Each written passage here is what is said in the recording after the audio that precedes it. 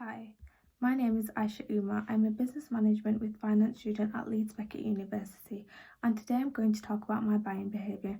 What is marketing? According to Baines et al., the CIM and AMA definitions recognise marketing as a management process and an activity, although many firms organise marketing as a discrete department rather than as a service across departments.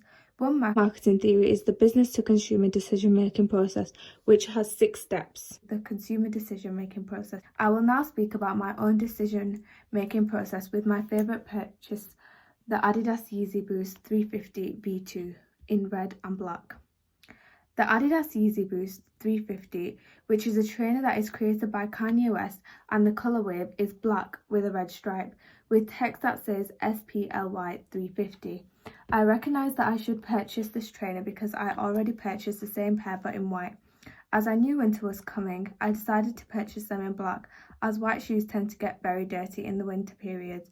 However, I have purchased the Yeezy Boost in black.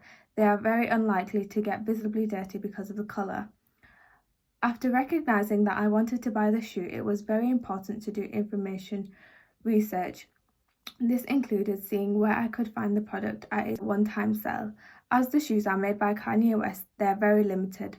For this reason, I had to find out what time the shoes were releasing and on what websites. By shopping the shoes through the website, it's all about luck, as everyone on the website is put into a waiting room, so is there a big risk that I couldn't have purchased them shoes.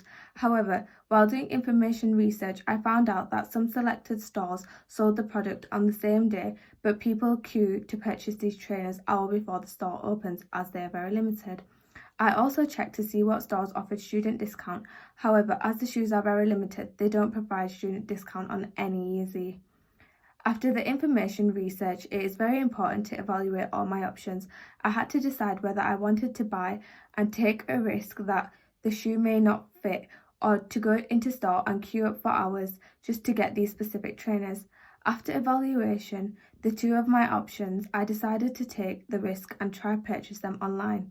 This was a very big risk, as I knew myself that I may or may not have been able to purchase, but I was willing to take the risk, as I was purchasing it from the comfort of my home and there was provided with free delivery.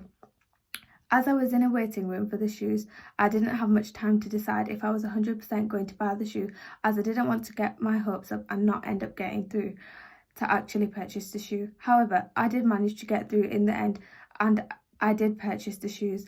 I got my shoes a few days later, which was very quick. This was a very good service, and I would shop online from Adidas again.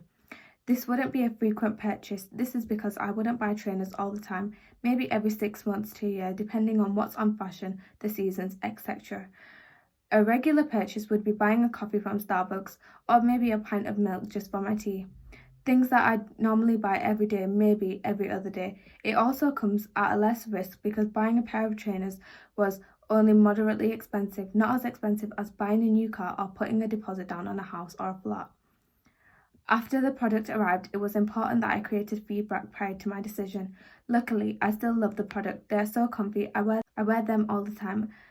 They don't seem as worn even though I wear them all the time. They go with most of my outfits.